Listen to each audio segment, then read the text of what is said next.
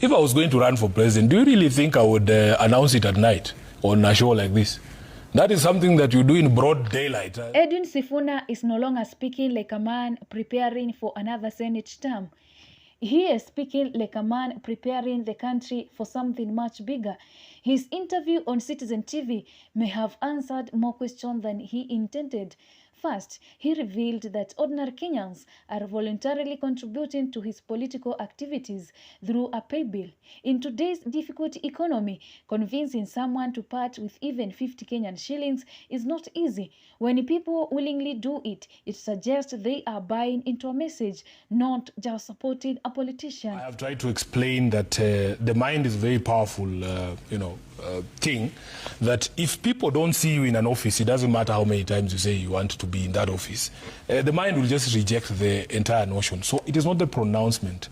And people need to see you in that office. And how do they see you in that office? It is, how have we gotten ourselves into this conversation? What have we been doing the past 6 months or so when we were nowhere to showing up in the polls?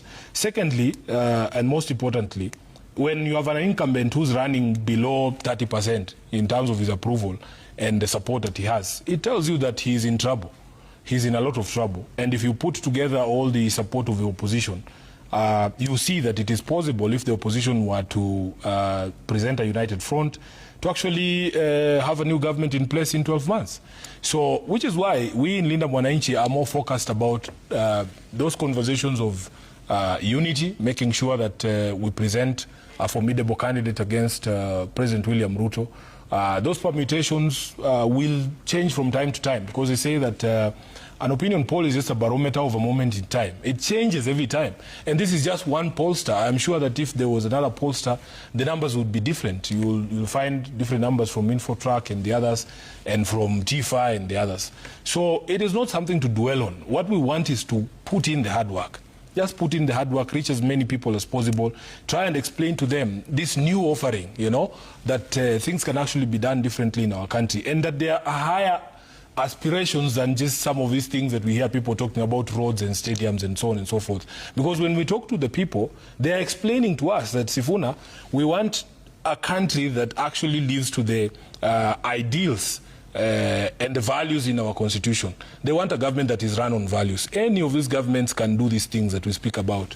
But when you increasingly hear and listen to the people in government, their proposition seems to be that for as long as I've built you roads, it doesn't matter how I've treated you. And the people are saying no.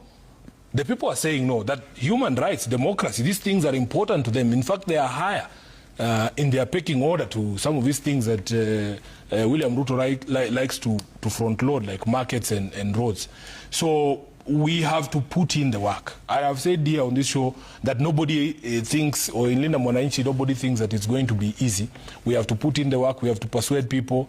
Tomorrow we have a meeting with a team of our experts who is going to start preparing a platform, because Kenyans are increasingly saying, Sifuna, we all are on the same page. That Ruto needs to go, and these are the reasons why we are saying he must go. These are the things he did to get us here.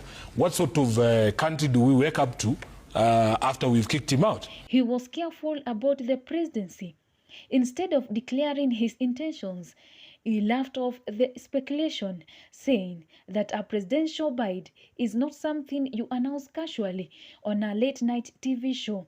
That response neither confirmed nor denied the ambition. It simply kept the conversation alive. And the future of that, I know you say it's a collegiate decision. But even when you take a look at recent opinion polls that have been put up in the country, the question does come up, and those who are surveyed are asked about their preferred presidential candidate. Your name comes up, and your polling and your polling numbers have continued to rise. Yeah. What does that tell you about, based on the surveys, what people want from you? It says that I need to keep pushing, because the highest I've seen, I think, is 15%, which doesn't get anyone elected president. Why don't you allow me to go to and fetch the votes from Wajir and Mandera and Samburu and the other places? And when I see my numbers near 50% plus one, then maybe you can ask me that question. And Yvonne, if I was going to run for president, do you really think I would announce it at night on a show like this? That is something that you do in broad daylight. You know where we come from. What's wrong with a show like this? No, there's nothing. It's at night, surely.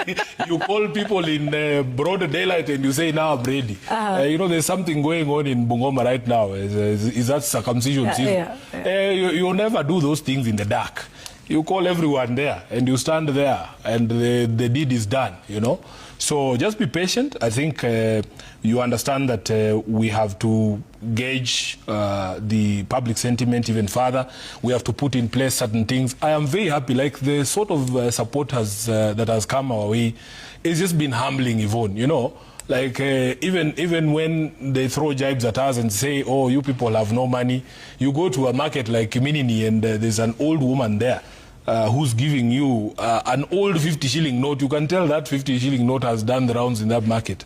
And especially knowing like the sort of economic situation that people are in, just what it takes to make even a sale at Kiminini market, for somebody to stand up and give you 50 shillings and say, we will finance your campaign, it's been quite amazing. We have seen a lot of support on the pay bill, people just sending us 10 shillings. Do you know how many 10 shillings you need to get 6.5 million shillings in 3 days? It's not a joke. So I want to take this opportunity to just appreciate Kenyans demonstrating that this thing can be done. It doesn't matter what sort of handicap people think that you have. It is possible for a people-driven campaign to actually succeed. And we are hoping that we will not let them down. Okay. And that is why we continue to request that you allow us to do everything that is required to make sure that when we make that pronouncement, it is something that is actually going to hold water. Yeah. I just want to get your thoughts a little further on this polling, because the latest one from TIFA puts you at 15% popularity for a presidential race, and that's risen from 10%. Yeah. In contrast, persons like Kalonzo Musyoka of Wiper, who have been around a little longer than you have, yeah, going down to 13%. I think Matiang'i of Jubilee at about 14%. Others like Rigathi Gachagua at 7%. You know, what are your thoughts about being pitted alongside these persons, including sitting President William Ruto, who's polling at 24%, where support has grown consistently but stagnated based on the TIFA polls. Yeah. So you're polling with all of these people, some of whom have expressed interest in the presidency, some of those who are sitting on the seat. Your thoughts around what those numbers tell you? So maybe three things, and this is why I'm telling you that what people are looking for is not a declaration, because there's multiple people who have declared who are not showing up on those polls. So it tells you that Kenyans are not looking for a declaration. I have tried to explain that the mind is a very powerful, thing, that if people don't see you in an office, it doesn't matter how many times you say you want to be in that office. The mind will just reject the entire notion. So it is not the pronouncement. And people need to see you in that office. And how do they see you in that office? It is, how have we gotten ourselves into this conversation? What have we been doing the past 6 months or so when we were nowhere to showing up in the polls? Secondly, and most importantly, when you have an incumbent who's running below 30% in terms of his approval and the support that he has, it tells you that he's in trouble.